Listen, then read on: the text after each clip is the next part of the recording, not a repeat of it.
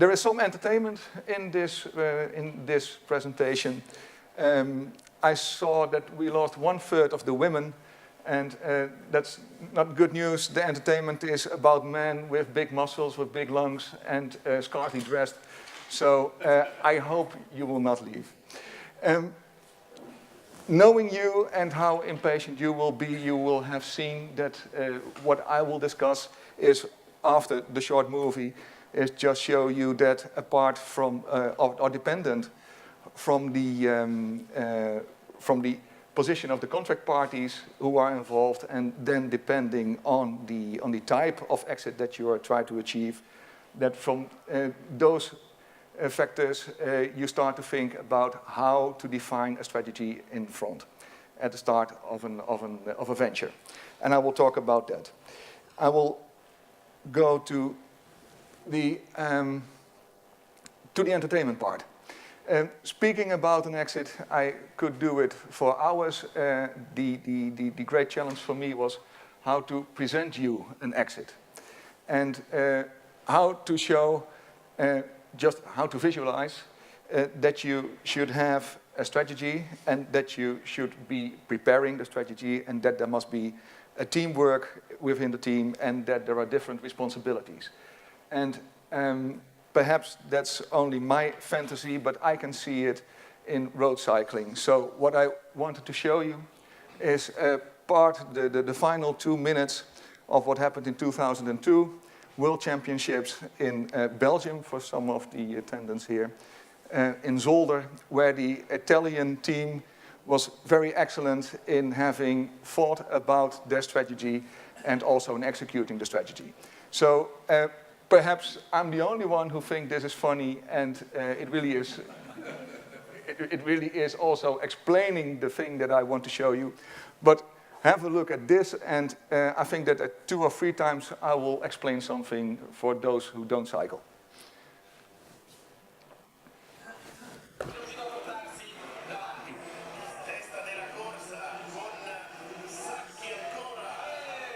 Okay. There we have the Italian team, the Azzurri, the blue men, there in front, and they have, of course, they are not there by coincidence, but they thought about it. This is the strategy. There you see some levers halfway in the peloton, and the levers, most of them are good levers, a few of them are bad levers, and they cause the good levers to fall. I continue to explain you.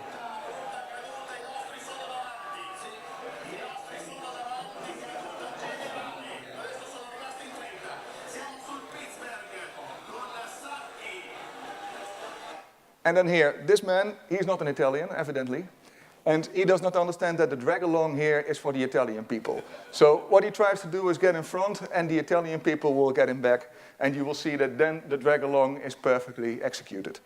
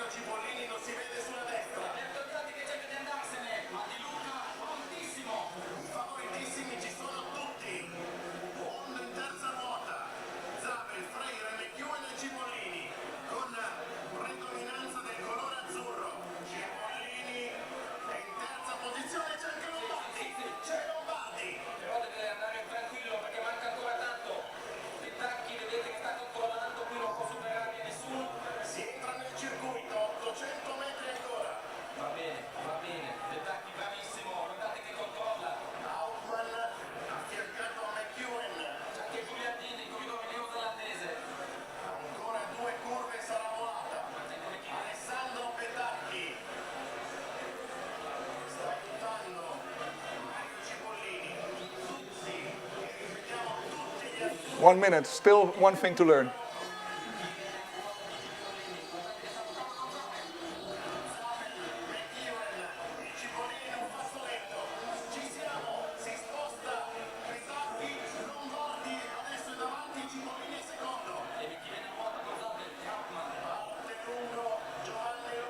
Okay, and now the final thing. One of the Italian people was now out of the head position. What you will now see is that when no one has already been at the finish line, that Some of the Italian people can already show that they know they have won, and I believe because of an excellent strategy. Here it comes. Ah, no! Oh, this is a pity. Can you?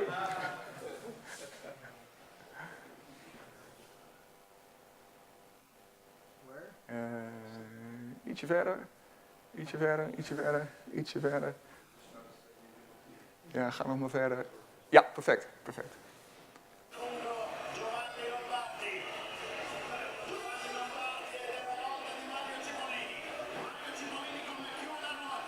You see the Italians?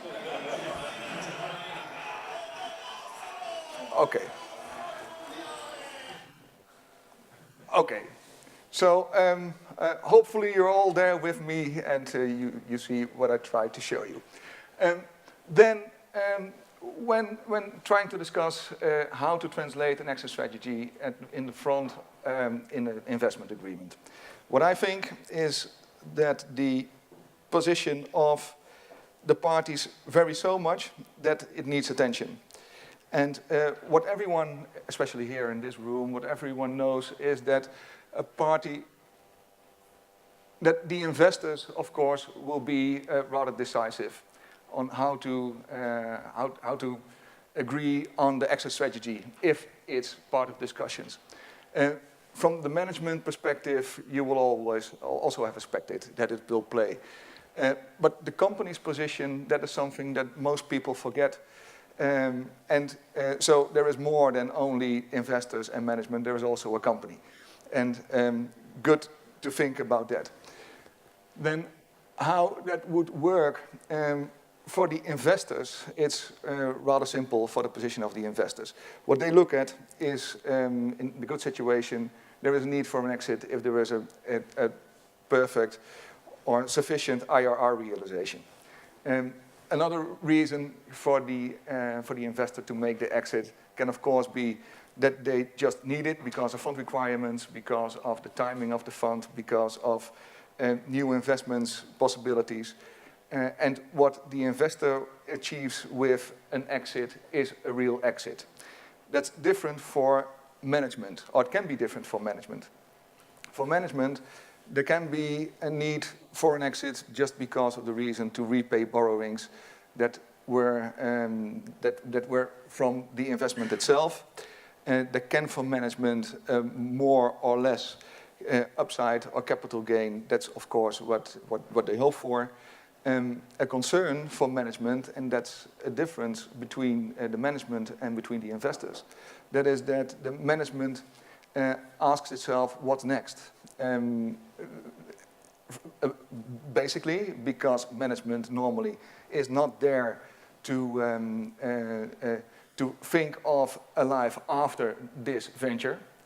The investor does, but the management is there and knows nothing about the future other than perhaps a hobby. So what's next? But also specifically in the technique of the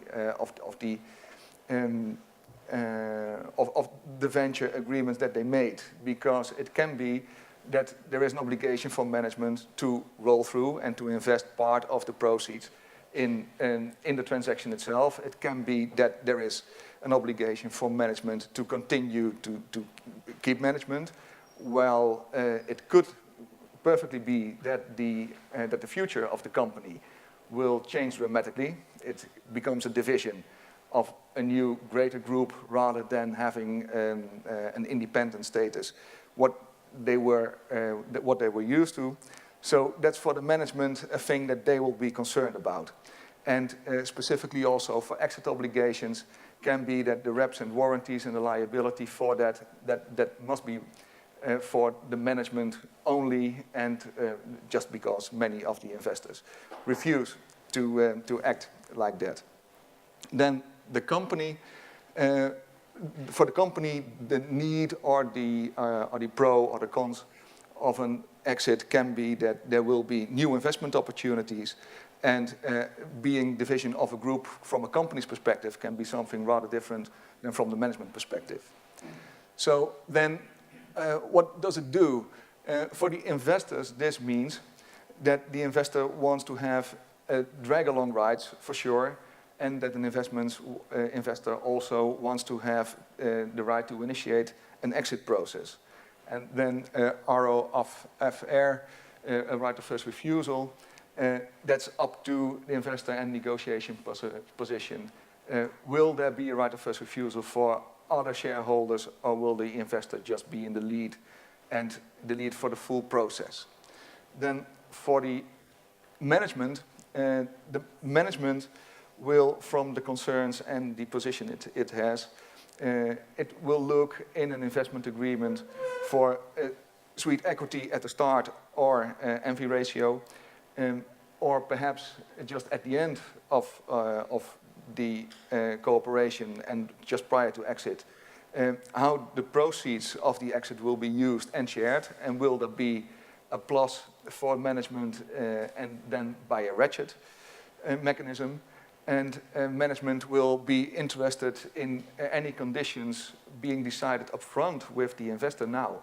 Any conditions about the continuation of its position, and especially for the exit obligations. And then you should think what I just told about the reps and warranties in special, but also for the non-compete and other things. Then the shareholder, the position of the company, the purpose of what from a company's perspective would make sense to think about and to include in a shareholders agreement, is that the purpose of the collaboration between management and investors is written down, and that, if possible, also a thought about exit candidates has been made. And who those exit candidates can be, that depends on which type of exit you try to achieve. Just, I also mention exit types that I don't further explain, because to start with a liquidation, you can see it as an exit, just like you just told, with a repurchase of shares, it is an exit. But a liquidation is an exit, but we are talking now about venture situations, angel situations. And then you cannot think of a liquidation where the assets already represent serious money. The same goes with a repayment of debt. There will not be cash normally, redemption of repurchase of shares, so I agree with you, that's an exit. A trade sale, I will deal with that. A secondary buyout makes sense, I will deal with that also. Flotation, I don't think that the flotation is so logical in the types of transactions that I see in a venture capital here in the Netherlands that I see. So, you see that I used the PowerPoint feature that you can hurry yourself and make sure that you are within the 30 minutes. So, the trade sale, without pointing at it. The trade sale. The simple fact is that it will normally be a full sale, rather than a secondary buyout, which I will discuss. The trade sale will also, in most situations, result in an exit of management. A trade sale, we believe, could be the chance for a higher price, especially I heard some people, I heard you and I heard some other, when you are in the position to sell the company to a supplier. Or to a customer, then in those situations it makes sense that there is more likelihood of a higher price. And then a trade sale can be there irrespective of the size of the company. Then for the secondary buyout, that will only be a full sale of the investors, normally. So management is asked to continue its services, and what then is of real relevance is the profile of the new investor and its portfolio. Does it make sense for the company to be integrated in a group or a portfolio of group companies for the new investor? Then for the flotation, just short, evidently this will, per definition, only be a partial exit. It will never be a full exit. It could be a flexibility for further funding. The size really matters, so that's the reason that I don't think this is likely. And there is less control over the process, just for the reason, thinking of your nice story, in case of a flotation, you need to treat every bidder the same. You cannot play like you did. So this for the types of exit that I think are worth deliberating today. And then what it means for the investment agreement, for the shareholders agreement. For the trade sale, it is from a perspective of the investor. It's very useful in the investment agreement to have already written down that the management is prepared to step aside without severance payments. Or if so, that you know what the deal is. Then another thing for in the shareholders agreement is the earn-out. If in a trade sale an earn-out is agreed, then the control over the process and the business after closing date will be vital. Then for the warranties and liability, the investor just refuses to be liable for the guarantees other than title guarantees. And there will be a discussion which you and I can write a book about letters of representation. So what will be the relationship between the investor who makes the exit and the management who makes the exit, or not? Then for the secondary buyout, there really is a tension. The time horizon for management will be other than for the investor. And where the investor just thinks, just replace me by another investor and I have my exit, from the perspective of the management, that can be a difficult story with other prospects. And what then, in that situation, is of greater concern even than in the trade sale, is that the warranties and liabilities to be borne by management will result in the warranty gap, as we speak about, between the position of management and the position of the investor. And finally, for the flotations, from the perspective of the investor, and standard in each term sheet already is an arrangement for registration rights and for a lockup, just both meaning that the investor can make an exit because it's a partial exit, that the investor can make the exit before the management is in the position to exit. And also arrangements about hiring an investment bank will be of use in a shareholders agreement for the situation of a flotation. Then I was not already interrupted by the system, so there is time for a question to me without even running late. No question? What I think is that one of the things I learned from Basil today is my message is a simple one. My message is, in the shareholders agreement, already the exit strategy is something to address. Then what does, and I think that in many times in many investment agreements, this is no point of discussion and there is no arrangement for exit strategy in the investment agreement. One of the things I learned today from you, and thank you for that, is that where I was already convinced that you should have an exit strategy defined in the investment agreement, that I was not thinking about also reiterating the discussion between investor and management as cooperating parties. So in the precedent for the investment agreement we use, we will include that as an option. Thank you for that. I think that already from your slides, you should just define the investment horizon and you should define what the lockup will be, and you should, if possible, just explain already the preference for a type of exit and a preference for the type of advisor. That will not achieve an exit, of course, because the chance for an exit in 4 to 7 years cannot be predicted right now. But the process and being part of the cooperation between the parties, that should be in an investment agreement, in my view. Then what you will always see, everyone here who has been a party in an investment agreement will have a drag-along arrangement in the investment agreement. So That's not something new, but I think that what is new and what is worth thinking about is that when you really include the drag-along in a system of an exit strategy, then it becomes another thing. Now in the discussions, mainly it is a drag-along reasonable? Yes, it's reasonable because I want to exit. And then everyone is agreeing, so there is a drag-along in it. But the drag-along as a standalone provision, without having an exit strategy, perhaps is not really the tool that you like it to be.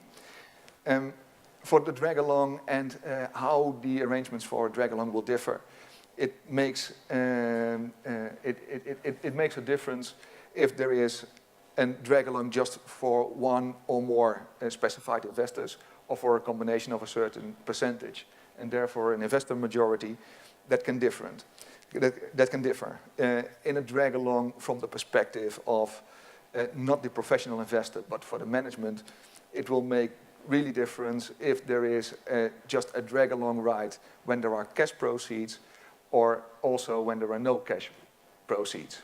If you are a fund and you can manage yourself professionally, then non-cash proceeds can also be okay. From an individual's perspective, non-cash proceeds perhaps are not so attractive. Then the information sharing, which is mostly forgotten, what the investor cannot see and know is if there's an interest in the company expressed to the management, and if there then is an obligation for management to inform the investor about it. So that also makes sense to include it in the drag-along provision. Then at least one person here attending that I know has had an experience that I have had in many situations, that we have a perfect drag-along, but it's just words. And if you don't include in the drag-along also the obligation to cooperate with the drag-along, and so to execute it when the drag-along is there, and also subject to penalties, and subject to losing your right for dividends, losing your right to vote in the shareholders meeting. If that's not also included in the drag-along, then perhaps there is a very nice drag-along, but it will not be executed, or it can be abused. So that's for the drag-along. Then now the system is hurrying me. The tag-along, that is not always included, but it very often. That can be irrespective of the size of the shareholding by the persons who have the tag right. I was not explaining what a drag is and what a tag is because in this audience I took it for known. Then the right of first refusal, two basic choices to be made if it is a right of first refusal, meaning a matching right, so there will be an offer from outside third-party investor showing interest, or should you have a right for a first offer, and thereafter, if that is not as attractive as thereafter a third party will show, then that the sale to the third party will be executed. A discussion also in this respect is, does it override the drag-along or not? And I think in this audience, everyone wants the drag-along to override everything. So, but it should be a thing to think about when discussing a shareholders agreement. Then finally, the distribution of the exit proceeds. The liquidation preference will be there in favor of the investor, and in favor of the investor can be the conversion of the preference shares, and whether or not after that there will be a double dip, and the ratchets, if so, will be there in favor of management. This is what I see as the subjects for shareholders agreements, of which I'm convinced I told you nothing new, but I hope that seeing this in the context of also defining a strategy beforehand, that then on these topics you will think a little bit further and you should ask advice from a lawyer. Then conclusions to be drawn, I think, is we have seen, and that was also from the hours this afternoon before I started, that the positions of the interested parties differ materially. And then also the types of exit makes a really difference in what the most optimal arrangement for an exit strategy will be in an investment agreement. And then, because in general there is no success without a strategy, you can be lucky that you have an exit without a strategy, but it is not so likely. For that reason, I think that a shareholders agreement should define positions at the outset of an investment. And that was the simple message I had today. And what I would like to give to some of you is that I see that many people, when negotiating a shareholders agreement, are interested in just, this is the exit, this was in half an hour. That many of you are interested in, I will show to you, yes. Many of you are interested in focusing on just the area of cooperating. And then you're thinking of, where do I have veto rights? And am I or am I not in the board? And how do I get information from management? So that is the focus in negotiations. But the exit as the strategy that I many times don't see that paid the attention I think is worthwhile. And this then really is my exit. If some of you, perhaps now, before you conclude, Peter, perhaps there are now questions. Otherwise, I like to be called or mailed about questions or remarks you have, because I like the subject very much.